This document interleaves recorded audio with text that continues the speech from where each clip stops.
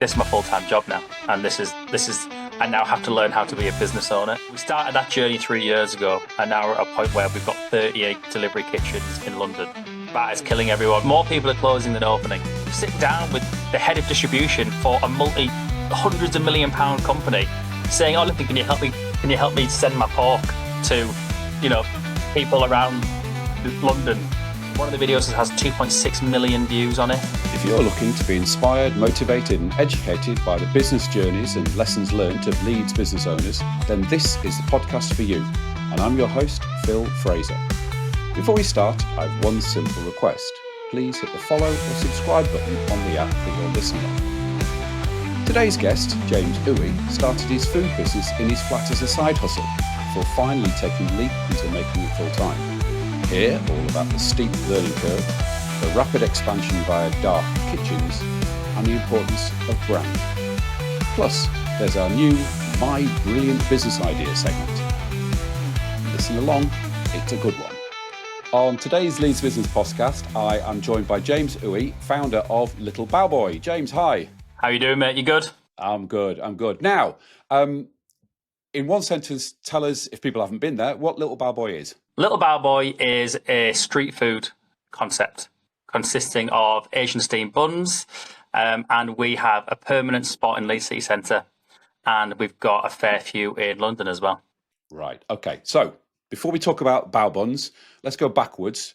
What was James doing before Little Bao Boy? Before Little Bao Boy, I was sales. So I worked in an investment brokerage for 5 years, starting in telesales, working up to head of sales. Then I moved from there to sort of SaaS sales, so software as a service in tech sales, specializing in health tech for 2 years. And whilst I was working in the health tech sector, I started Little Bao Boy as a sort of like a side project, which I wanted to hopefully turn into a career, but I didn't have any expectations at the time. Right. Okay. So James is in sales, selling software. Where's the idea of a bao buns restaurant come from? Well, I grew up in hospitality. So when I was 10, my dad worked in marketing, and my mum and dad decided to open a noodle shop in Middlesbrough, where I'm from. But sort of back then, it was all, when you say a Chinese takeaway in a small town, it's just the same Chinese takeaway, salt and pepper chips, chicken balls, all stuff like that. They were a dedicated noodle bar, so they only served noodles. They did 4 different types of noodles, and they changed the toppings every day. So basically, I would finish school, get the bus to the noodle shop, even though I got told not to, and I'd just sort of wash up, and that was it. But I liked being in the kitchen. So I grew up amongst the chefs, from 10 to 18, pretty much, till I left home. And it wasn't just me who worked there, all my friends worked there as well. It was a big part of our adolescence. And when I went into sales, I liked sales and I was good at sales, but I really missed the graft and I missed the camaraderie of hospitality. And during uni, I worked as a waiter as well. So I just missed that back and forth of hospitality. So I just decided, we wanted to open a restaurant, didn't have the money. Then my sister, who lives in London, she was like, "You need to come and look at London. Everyone's just doing it out of gazebos." So went to London, had a look at the food market stalls. So listen, I bought a really, really, really cheap van for 300 quid. I bought an even cheaper gazebo. I bought a lot of sort of questionable items that probably wouldn't pass fire regs now. And then we just basically started doing every event up and down the country. And then it just sort of snowballed organically from there, really. So that was it. It was just a case of, I'm going to get myself a gazebo, bit of cooking equipment, and just turn up at places, turn up events, and see what happens. Yeah, I used to sign to events, but it was not easy by any means. I lived in the city centre. I lived in a 7th floor apartment. So I didn't have any prep kitchen. So one room just had loads of chest freezers, and I'd work my 9 to 5. And then I would finish work. I'd get up really early, make all the dough because it's a dough-based product, go to work, come back, roll all the dough out, steam it all, freeze it all, and I'd just do that Monday to Friday. And then on the Saturday, Sundays, I'd go work the events. And my girlfriend, now wife, she would come and work all the events for free as well, bless her. So it was about a year and a half or 2 years of it being a hobby. And then it got to the point where I was getting so busy with it that I had to decide which sort of route to go down. Okay. Okay. Now, I've spoken to quite a lot of founders about this. What was the tipping point that goes, and people listening go, hang on, you've got a decent job with decent salary, and you've got, nice little venture on the side. Let's make a little bit of money. Yeah. What was the tipping point that said, right, I'm going to jack it in and doing this full time? There was two, really. I remember quite clearly, actually. One of them was the fact that I had no time to do anything else. So it was like my poor wife was working every week and she had no time to do anything. And then I remember just getting it in the neck one day at work, and I was like, what am I doing? Like, I can double down on myself here. And I would save all the money from the events. I had a bit of money saved up, not a lot of money saved up, and it went quick, actually. But the thought process I always had was, I can work as hard as I'm working now for someone else, but for myself. And if it all goes wrong, I'll go back into sales. So, I was young enough and naive enough with enough less responsibility to be like, oh, well, if it all messes up, I'll just get a job again. Like this, I'm 36 now and everything's a bit more scarier, and, I've got kids and there's outgoings, and, the risk is 10 times what it was back then. But, when you're in your mid-20s, you're like, why not? Like, give it a good shot. So I just decided to hammer notice in and then give it a good go. But, it doesn't come without its speed bumps. What's the difference between doing it as a sort of side project at the weekends and going, right, shit, this is my job, this is my business? Everything. Like, literally everything. I remember doing it on the first day and I was like, what do I do? What do I do with myself today? Like, I had no routine. Do you know what I mean? I had no routine, and it was a case of, right, well, if I'm going to do it full time, I need to be doing more than one event a week. I need to be doing sort of 3-day events, 4-day events. But then you start to realize that I can't do these events and I can't do everything out of my apartment. Like, I need to find a prep kitchen. Okay, a prep kitchen, £600 a month. Okay, I need to make enough money to cover the prep. And slowly but surely your outgoings are like going up and up and up and up. And what no one obviously tells you about when you do something full time, and this is your full time job, is you have to become an accountant to a degree. Like before this, it was like, oh, pocket money. And now it's like, all right, okay, so I've got to do a profit and loss. I've got to declare this, and I'm doing this, and it wasn't just like doing a car boot sale on a Saturday. It was like, this is my full time job now, and this is I now have to learn how to be a business owner as opposed to someone who likes to sell food on a Saturday at a farmer's market. Yeah. And what apart from becoming an accountant, what were the other big learnings and big bumps in the road initially? Oh, well, that one is a big one. And obviously, I think everyone who owns a business, no one gets into business to learn how to properly manage a profit and loss in the balance sheet. So getting your head around that and understanding it is one thing. And I would say I was quite lucky in this regard, but sales as well. You might not think you're in sales, but everyone is in sales, no matter what they're doing. Whether they're trying to sell their idea of a podcast, whether they're trying to sell sponsorship, whether they're trying to sell the brand. So that was a big one. And then thirdly, marketing as well. Something that I'd never really dipped my toe into, and being able to engage with your audience and get your brand out there in a market where there's hundreds of other people selling the same thing that you sell. So trying to be able to stand out in a market using Instagram. TikTok wasn't about really much back then. It was more Instagram and Facebook, but using that to the best of its ability was also a pretty steep learning curve. And I suppose you're competing not only with other Asian food brands, but basically anybody else is selling food, aren't you? Yeah, without a doubt. And we still are today. And it's all, in Leeds, where we had our first permanent setup and where we are now, we're all friends. Like, it's not bitter sort of competition. It's more of we're all in the same boat. More than that, hospitality is a very sort of welcoming trade. everyone is in the same boat. Everyone's trying to do well. Everyone's trying to big everyone up. But yeah, you are. It doesn't matter. It's just because I sell bao, I'm still competing with one of my best mates, Tom, who owns a sandwich shop who's selling sandwiches. So, we're all, because lunch is lunch. It depends what the, people want to have. So you are always in contention with other people. Yeah. So obviously you mentioned you started the gazebo. What was the trigger to move to a proper base, a proper venue? So basically we did, there was a company called North Brewing, and they had just opened a very small brewery in Leeds, and they asked us to come and do their second birthday party, like as a pop-up.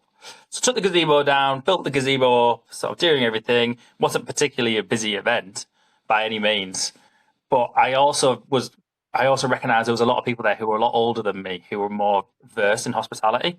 And just so happens, one of the founders of North Brewing ate the bao bun and loved it. And he was like, listen, we're opening a city centre tap room. It's going to be the first of its kind in Leeds.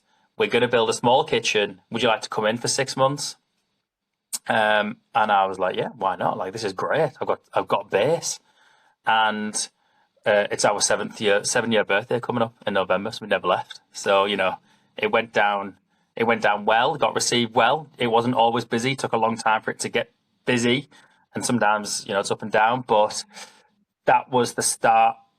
I think we were the first sort of venue in Leeds that did, we're a tap room, we have a separate food vendor. Us and Belgrave were the first people but Belgrave own all their food concepts. This was two separate companies working together. And it was, it was a strategic move which worked really well. There was also a bit of luck. We were in the right location at the right time. The Leeds United buses get picked up outside the tap room. Any Leeds fests get picked up. We get a lot of the people from the gigs. We're over the road from KPMG. We're below Adelshaw Goddard. At lunchtime, we just get swamped. So, a little bit of luck and hard work.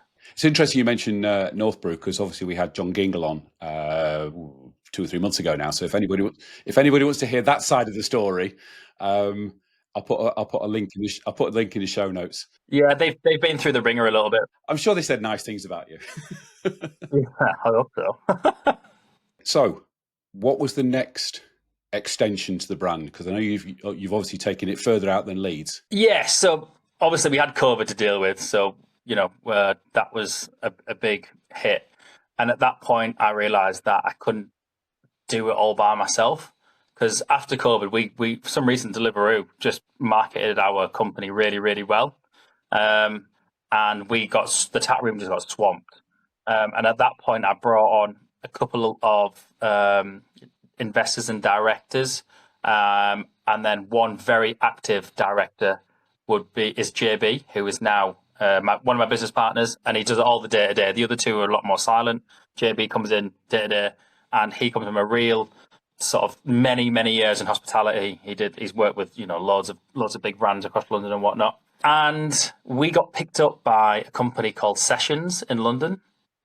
And basically what they do is they come in, they learn your brand intimately, they learn about the founder story, and they go out and basically pitch your brand to other people who already have kitchens. We're like, listen, would you like to put the Little Bao Boy brand in here as a delivery only, sort of as it was called a dark kitchen.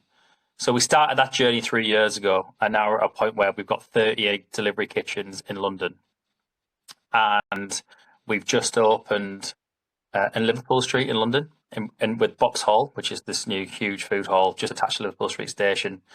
And we're looking to do a few more of those as well.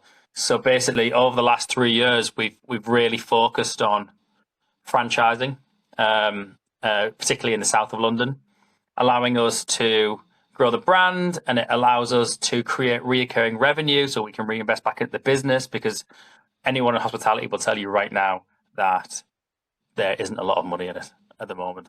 It's hard. You're looking at sort of 5% net. If you're lucky, 5 to 10. That is killing everyone. More people are closing than opening. So we were very lucky that we'd started this franchise process very slowly 2 to 3 years ago. So the process would now be to try and get some more bricks and mortar franchises, and then organically in time grow that side of the business. Okay. So talk to us about franchising, because that's obviously a completely different business model to doing it yourself. It's a completely different business model. Yeah, it is. And we're quite lucky because obviously Sessions have a whole sales team which they take on board for you, and that they'll use that sales team to speak to people.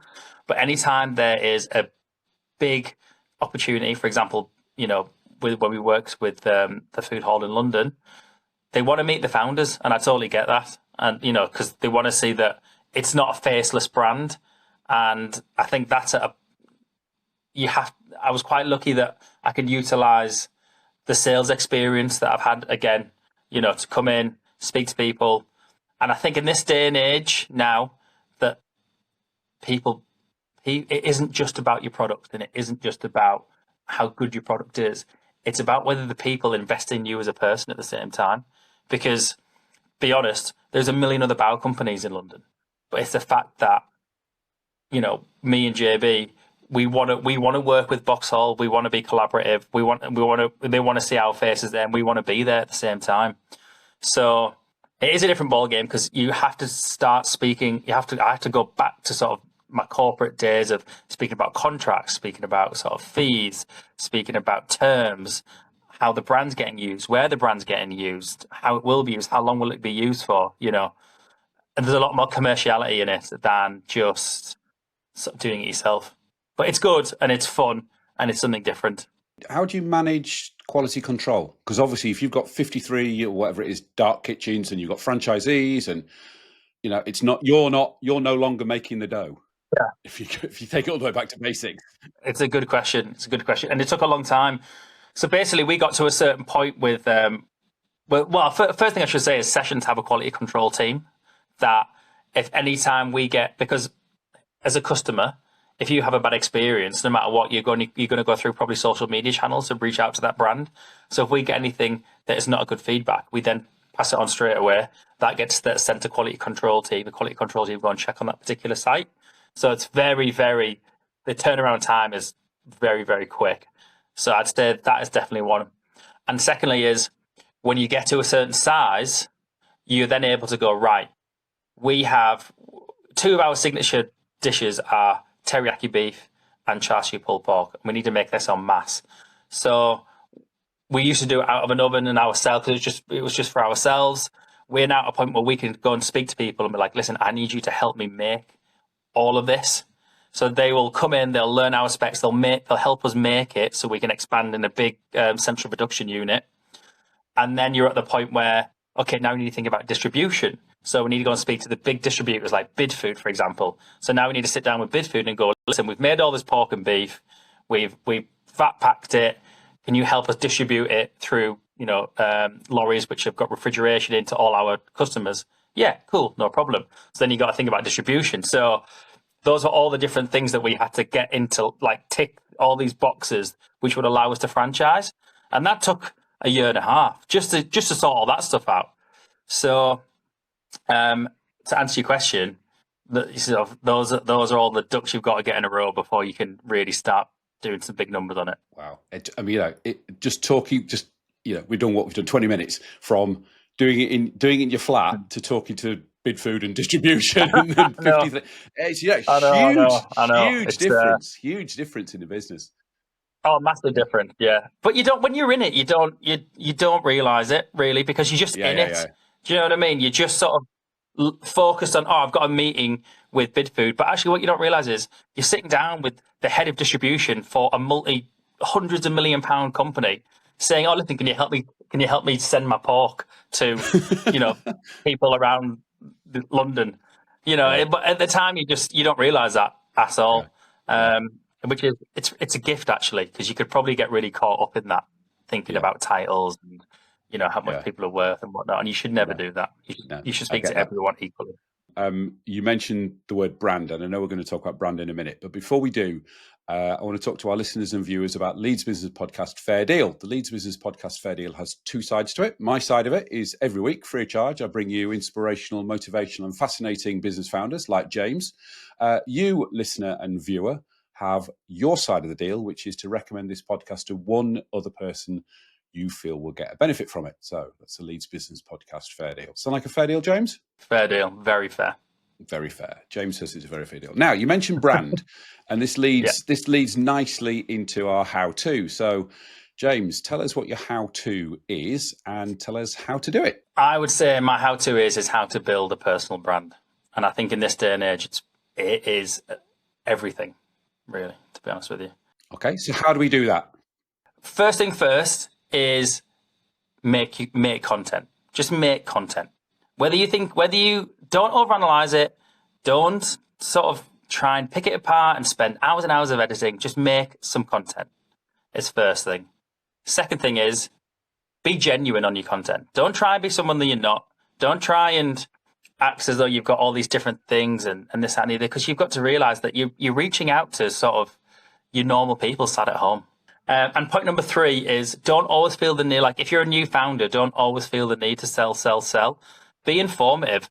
Tell people something that they're going to engage with. It isn't just all about your products. For example, we do this series on Instagram called Secrets of a Chinese Supermarket, which helps people navigate around an Asian supermarket because it's quite intimidating. And we've got, one of the videos has 2.6 million views on it. And it's literally just talking about my favorite packets of ramen that I get from the shop. And that's it. And it's nothing about Bao. It's nothing about the brand. It's just informative. And that skyrocketed us. We gained something like 40,000 Instagram followers off that. So, you don't always have to be on the sort of direct sell all the time. Point number 4 is you've made the content, post the content. You can sit on your phone, and I do this all the time. I make all these videos, and then I just get scared to post it because, people might judge you or laugh at you or get no engagement. Who cares? Just post it. And if it gets no engagement, post more, because the more you post, your engagement will go up at the same time. And you've got to remember that you are an interesting person, and you could be, there is people who have made an entire brand about themselves talking about their favorite coffee, which I don't find interesting in the slightest.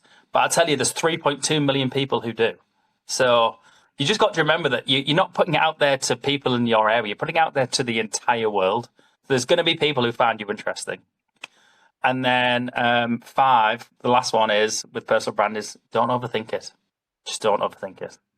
You can, again, this is because I used to do it and I still do, is you do the video or you make the content or you overthink what you're going to say constantly, and it just doesn't sound like it's not you. Before you know it, you're talking in this weird voice about something you know nothing about, and it's just like, just relax a little bit and try and enjoy it, because you are just trying to portray yourself across. So yeah, those are my 5 points of how to build a personal brand, and I'm still trying to build it. By the way, I'm not an expert in any means, but give it a good go. That's brilliant. It is brilliant, and I mean, I post a lot on LinkedIn, and it's something ridiculous like 3% of people on LinkedIn post content, and you think, oh my God, everybody's doing it. They're not. Actually, by posting content, you elevate yourself way above the vast majority of people who just look. I agree. I've just started posting on LinkedIn, and it's tough because the engagement is so much lower than Instagram and TikTok and everything. So you always think you're failing in it, and you see some people have got a lot of things, but it's just, who cares? Just keep posting. Just keep posting on it. I think the other thing is post where your audience is, rather than people saying, "Oh, you've got to be on TikTok." Now, if I sold stair lifts, I wouldn't be on TikTok. Well, I might do. I don't know. But you've got to think where your audience is to post. So that's sort of like I agree. An extra one. Okay. Let's go backwards. Let's say there's somebody listening, and they're thinking, "Do you know what? I'd love to start my own food business." What would your advice be? Don't. You want my honest advice right now in this climate? Is don't. Really test your products. There's a great brand out there right now in Leeds called Edge's Pizza. They do New York style pizza. Unbelievable. Some of the best pizza I've ever had. They still have 9 to 5 jobs, and they're just doing it after work on the weekends. Test out your product for one. And if you want me to be really sort of get into it now is choose your product wisely as well, because the accounting system in this country isn't fair. So, for example, if I sell bao buns, subject to 20% VAT. However, if I sell cold sandwiches as a takeaway, there's no VAT on that. And I would always try and choose now a product which isn't subject to VAT. Because right now VAT is the killer of hospitality. So I would say choose your product wisely, and then test your product out. Test it on your friend, like have a dinner party, like, give it out for free, whatever. Just take your time. Take your time. Yeah. Great advice there, James. Absolutely great advice. Now we've got a new section on the Leeds Business Podcast, and it's called My Brilliant Business Idea. Now, as entrepreneurs, we've all got a million business ideas rolling around in our heads that we'll never actually do. But I wanted to ask each of our guests what their brilliant business idea is. So, James, what's your brilliant business idea that you probably will never do? I've had this idea for a very long time, since my mid-20s, actually. It's called Thank Me Later, and it's an app, right? And this doesn't really happen to me anymore because I'm a little bit older. I don't go out because I've got 1.5-year-old, so I don't have a social life right now. I'm just in. But back in my 20s, obviously you go out a lot, finish work, especially in hospitality. You go out, you finish, go for drinks. I've seen it a lot, and basically, it's an app that, let's say you have a few drinks and you text your ex-girlfriend. You're like, why did I text my ex-girlfriend? Or you decide you want to go on a dating app and see who's around at 3 o'clock in the morning, and you make some bad decisions and whatnot. Basically, this app allows you to put other apps into it or contacts into it. And this is before you go drinking, because you know what you like. And you set a time. So from 7 p.m. till 10 a.m., I cannot access the app. I cannot access the contact. It locks me out of any sort of contact to make any bad decisions. And then at 10 a.m., that contact becomes, again, contactable. And then the app, Tinder or Grindr or whatever, you can go back onto the app again. But at least you'll be doing it with a clear mind, with no beer fear, that you've, confessed your love to someone that you broke up with 4 years ago that you can't stop thinking about. And then you'd bring in money from advertising and, trying to get in the app because you'll try, and then someone will come up saying, have a McDonald's instead, Oh, that's how you generate your revenue from it. Oh, love it. Absolutely love it. So if anybody actually wants to go out and do it, they can do it, but they've got to reference James when they do it. We always ask our guests finally to give us a shout out to another Leeds business. So James, who are you going to give a shout out to? Do you know what? I'm going to give a shout out to my very good friend, Tom. Tom started in street food same time as me, and since then he has opened a very successful donut shop called Dough Hut. He's opened a very successful sandwich shop called Things in Bread. He's opened a very successful bakery called Bake that's opened very recently, and it's just very inspirational to see. He is the nicest person. But he demands an exceptionally high quality of product, but he works extremely hard, and I've got a lot of time for him. And anytime I felt like I'm getting dragged through the dirt in hospitality, he's there to pick me up, and vice versa. So shout out to Tom and his business. Okay, there'll be links to all of those businesses in the show notes if you want to get in touch. James, it's been absolutely fantastic. And if anybody now fancies a bao bun, just remind us where you are. You can find us at Unit 3 Sovereign Street, Leeds City Centre. Okay, we'll all be down there in a queue. And if they mention Leeds Business Podcast, they get a discount. You charge them double, actually, if they meant. No. All right, don't mention it. James, it's been absolutely brilliant. Thank you very, very much indeed. So that's it. I hope that you enjoyed this episode. Make sure you hit the follow button so every new episode gets sent straight to your phone. See you next week.